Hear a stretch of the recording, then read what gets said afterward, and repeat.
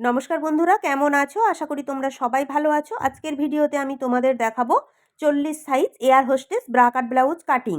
তোমরা অনেকে air hostess bra কাট blouse দেখতে চেয়েছো এবং তোমরা অনেকে জানতে চেয়েছো যে দিদি ভাই এয়ার হোস্টেস এবং বোর্ড নেক এই দুটোর মধ্যে পার্থক্য কী, সেটা তোমাদেরকে আজকে আমি বুঝিয়ে দেবো। সম্পূর্ণ সূত্রের সাহায্যে দেখাবো।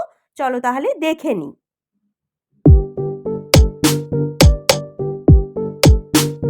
আজ তোমাদের সরাসরি কাপড়ে কাটিং করে দেখাবো। তার জন্য কাপড় আমি ডবল ভাঁজে ভাঁজ করে নিয়েছি। আমার সাইডে জোড়া সাইড রয়েছে, অপর সাইডে রয়েছে খোলা সাইড। প্রথমে ঝুলের মাপ নিতে হবে। ব্লাউজের ঝুলের যা মাপ থাকবে 1 ইঞ্চি প্লাস করে নেবে। আমার ঝুল রয়েছে 14 ইঞ্চি, 1 ইঞ্চি প্লাস করে নিয়েছি 15 ইঞ্চি। এরপর নিয়ে নেবো পুটের মাপ। পুটের মাপ কিন্তু পিঠের লেন্থ হিসাবে পুট ভেঙে নিতে হয়। আমার যেহেতু এয়ার হোস্টেস হচ্ছে, তাই টোটাল পুট যা থাকবে তার হাফ করে এখানে পুটের মাপ নিতে হবে। এটা কিন্তু সব সাইজের জন্য সূত্র। বোর্ড নেকের ক্ষেত্রেও পুটের মাপ যা থাকবে হাফ করে নেবে, এয়ার হোস্টেসের ক্ষেত্রেও কিন্তু হাফ করে নিতে হবে। আমার টোটাল পুট রয়েছে 15 ইঞ্চি, হাফ করে পুটের মাপ নিয়েছি 7.5 ইঞ্চি। এরপর পুটের দাগটা সোজা করে মিলিয়ে নেব। পুটের দাগের কাছ থেকে 1 ইঞ্চি শোল্ডার ডাউন করে নেব। যেহেতু এয়ার হোস্টেস, তাই এখানে শোল্ডার ডাউন করতে হবে। রোগা পাতলা হলে হাফ ইঞ্চি কিংবা 15 ইঞ্চি শোল্ডার ডাউন করে নেবে। শোল্ডার ডাউনের কাছ থেকে আমি নিয়ে নেব আরমোলের মাপ। পুটের মাপ যা নিয়েছি তাই নিয়ে নেব আরমোলের মাপ। পুটের মাপ নিয়েছিলাম 7.5 ইঞ্চি, আরমোলের জন্য মাপ নিয়ে নেব 7.5 ইঞ্চি। আরমোলের দাগটাকেও এইভাবে সোজা করে মিলিয়ে নেব।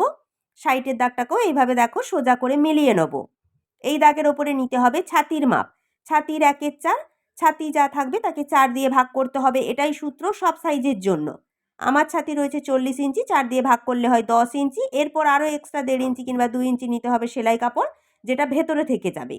এরপর নিয়ে নেব কোমরের মাপ। কোমরের 1/4, কোমরও যা থাকবে 4 দিয়ে ভাগ করতে হবে। এটা সূত্র সব সাইজের জন্য।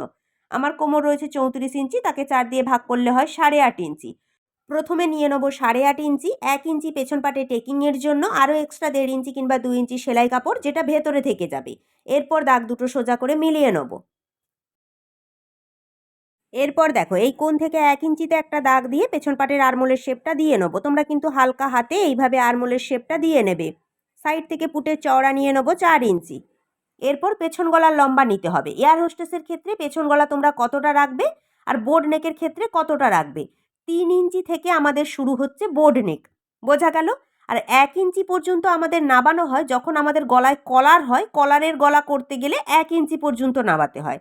তার মাঝে রয়েছে 1.5 ইঞ্চি, 2 ইঞ্চি, 2.5 ইঞ্চি। এই 1.5 ইঞ্চি, 2 ইঞ্চি, 2.5 ইঞ্চিটাই হচ্ছে আমাদের এয়ার হোস্টেস, বোঝা গেল? এয়ার হোস্টেস গলা করতে গেলে তোমরা 1.5 ইঞ্চি, 2 ইঞ্চি কিংবা 2.5 ইঞ্চি রাখতে পারো, কোনো অসুবিধা হবে না। 3 ইঞ্চি থেকে আমাদের শুরু হচ্ছে বোর্ড নেক, বোঝা গেল? এটাই হচ্ছে এয়ার হোস্টেস বা বোর্ড নেকের মধ্যে পার্থক্য। আমি এখানে গলার লম্বা রেখেছি 2.5 ইঞ্চি। আমার এখানে সেলাইয়ের পর হয়ে যাবে 2 ইঞ্চি, কারণ কাঁচ সেলাইয়ে হাফ ইঞ্চি চলে যাবে, বোঝা গেল? শোল্ডার ডাউনের দাগটাকেও এইভাবে তেরচা করে মিলিয়ে নিয়েছি। সাইড থেকে ফিটিংস লাইন পর্যন্ত ফিতে ধরে ফিতের মিডিলে একটা দাগ দিয়ে দুটো সাইডে হাফ ইঞ্চি করে নিয়ে নেবো। ওপরের দিকে নিয়ে নেবো 5.5 ইঞ্চি। এরপর টেকিংয়ের শেপটা দিয়ে নেবো। যেহেতু পিঠটা ভরাট হচ্ছে, টেকিংয়ের লম্বাটা বেশি রাখলে ফিটিংসটা ভালো আসে। পেছন পাটের ড্রয়িং কমপ্লিট। এরপর কাটিং করে নেবো।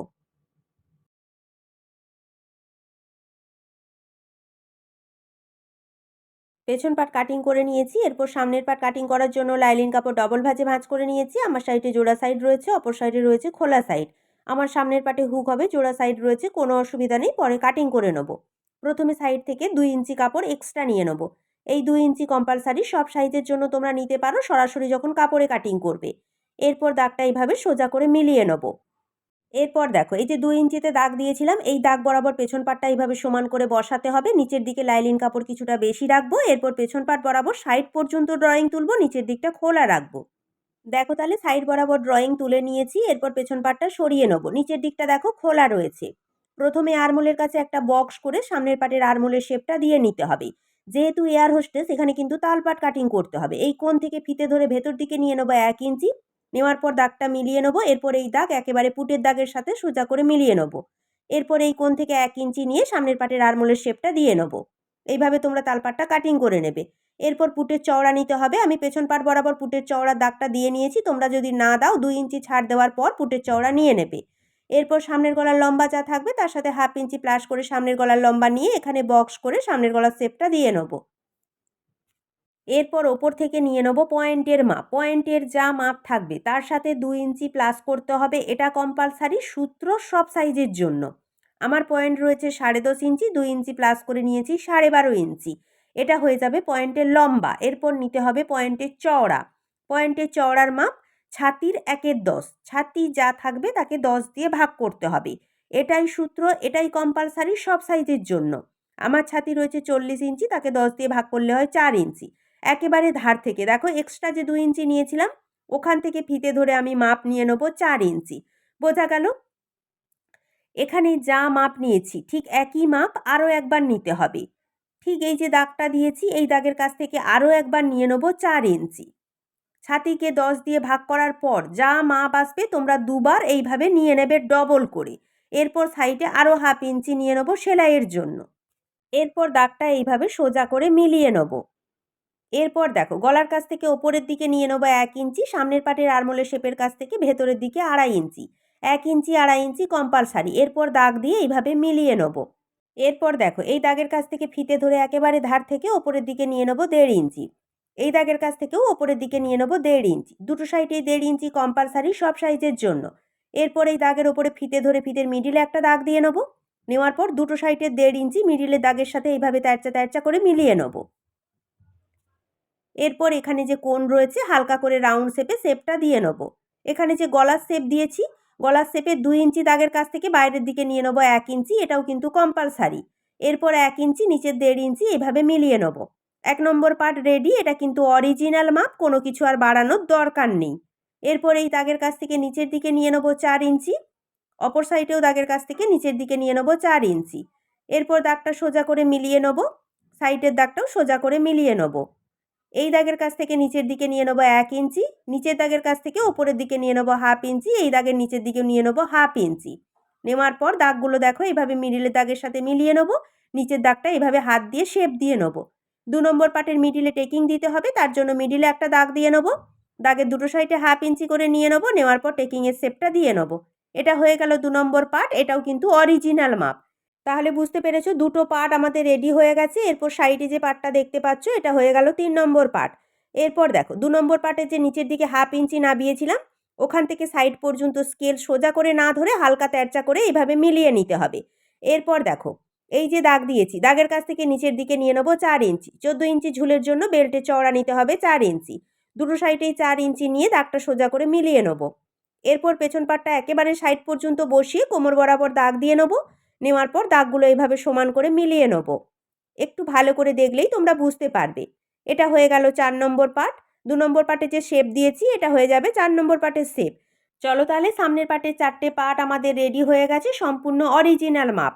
শুধুমাত্র সাইডে 2 ইঞ্চি বাড়ালেই হবে, আর এক্সট্রা কাপড়ের আমাদের দরকার হবে না। খুব অল্প সময়ে তোমরা কাটিং করতে পারবে, ফর্মা কাটিং করার এখানে দরকার পড়বে না। চলো তাহলে এরপর সামনের পার্ট কাটিং করে নেবো। কাটিং করার আগে ভালো করে পিন দিয়ে আটকে নেবো যাতে কাপড় না সরে যায়। কিভাবে কাটিং করছি একটু ভালো করে তোমরা দেখে নাও। হাতে কম সময় থাকলে তোমরা কিন্তু সরাসরি কাপড়ে কাটিং করতে পারো, এখানে কাপড় কিন্তু বেশি নষ্ট হবে না। তোমাদের হয়তো মনে হতে পারে যে সরাসরি কাপড়ে কাটিং করলে কাপড় নষ্ট হয়, সেটা কিন্তু না। দেখো তাহলে কাটিং করে নিয়েছি। 4 নম্বর পাটের সাইডে জোড়া সাইড রয়েছে আর 2 নম্বর পাটের সাইডে জোড়া সাইড রয়েছে। কাটিং করে নিলেই হয়ে যাবে। 1 নম্বর পাট আর 3 নম্বর পাট সম্পূর্ণ কিন্তু কাটিং রয়েছে। তাহলে বুঝতে পেরেছো যে কোনো একটা সাইড থেকে ড্রয়িং করাই যায়।